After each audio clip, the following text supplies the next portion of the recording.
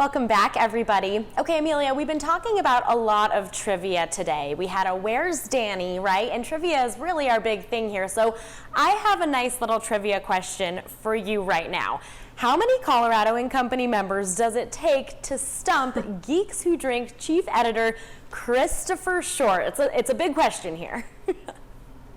Yes, Danny, and you know what? My answer so far is 6, because our team of 6 has not been able to stump Chris Guest, who is the expert here. He is the chief editor at Geeks Who Drink, and he's the one who says to us every week, you know, I'm going to challenge you guys with some new questions, and he beats us every single time. But I want to share a little something special here. You know, when I transitioned from my old job on the 9 News Morning Show over to Colorado and Company, I was just so enthused by the team, because trivia is how the Cocoa team really bonds. When we need to just, you know, take a little stress off, we head out to trivia. But then COVID-19 and the coronavirus pandemic came around and we had to switch things up. So instead of just giving up on that trivia tradition, we decided to call up Geeks Who Drink and keep it going virtually, because they've got some great virtual programs online where you can participate. So grab a drink and join us as we get quizzed by Chris.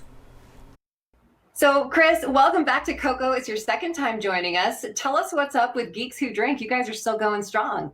Yeah, thanks for having me back. And you know, it's probably not too surprising considering that everything is changing all the time, but a lot of things have changed since the last time I was on the show. We've been hearing more and more that what people miss the most about the pub quiz experience is the social aspect. So we've been tailoring our offerings more toward trying to replicate that. In fact, recently we've started quizzes on Zoom. I assume you're familiar. I've heard about this thing. Yeah. Yes. Yeah, I love how nobody had heard about it until, you know, February, and now everybody lives their whole lives in there. We're using that now to sort of replicate the in-pub experience. It's a ticketed event. It's a 1 hour kind of distillation of our legacy pub product, but we'll ask the questions. We'll kick you out into a breakout room so you can talk it over with your team just like you would in the bar.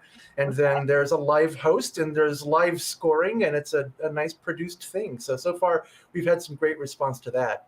Okay, so you've actually kicked it up a notch, made some Zoom meetings fun for us, which they all felt like that.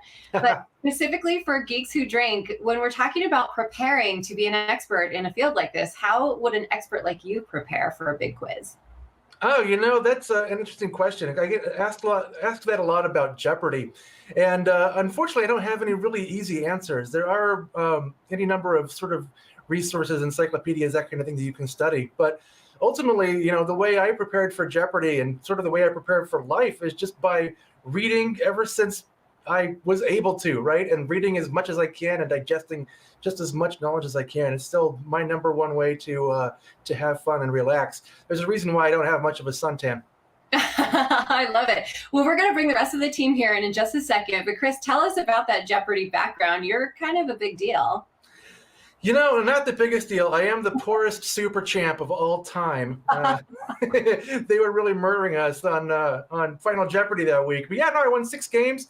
That's coming up on 10 years now. So it was the one thing that I remember most, just it was an absolute whirlwind. You know, they tape like 5 shows a day.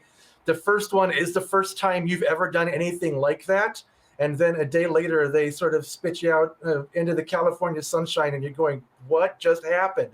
Yeah. But then they mail you a big fat check afterwards, and that part is, it's very pleasant.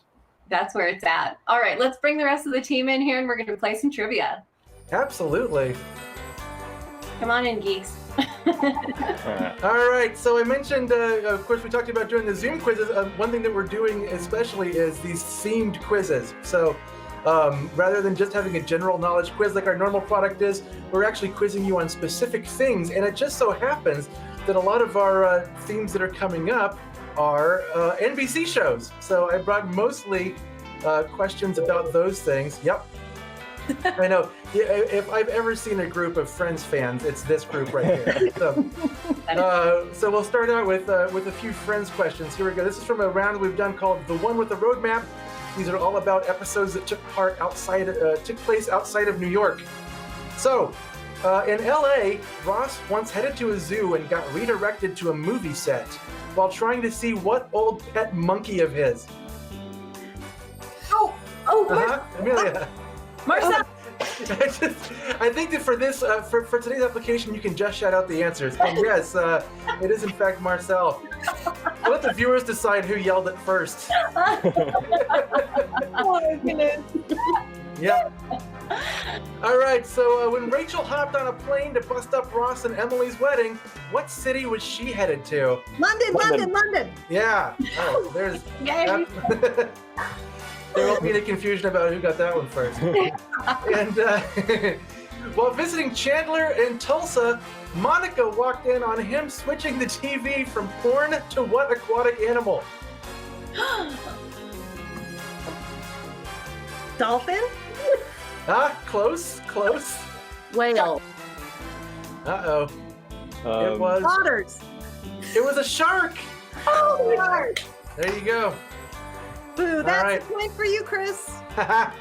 All right, a couple questions about The Office. This is called Pranks for the Memories. It's about Jim's pranks in The Office. In the series pilot, Jim encased what two objects in Jell-O? A stapler. Mm-hmm. And a calculator? Not a calculator.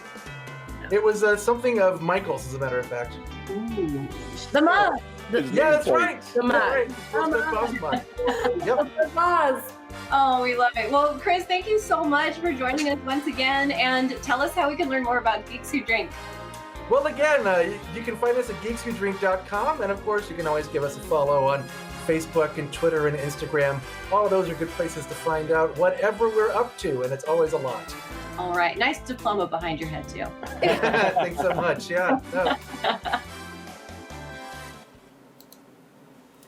Make your Wednesdays your fun night with Geeks Who Drink. Grab your friends, make your favorite cocktails, and join in for these themed trivia nights. They're at 6 p.m. and 7 p.m. on Zoom. It's easy to get tickets and just log on. So go to thetickettailor.com/events/Geeks Who Drink for all the details.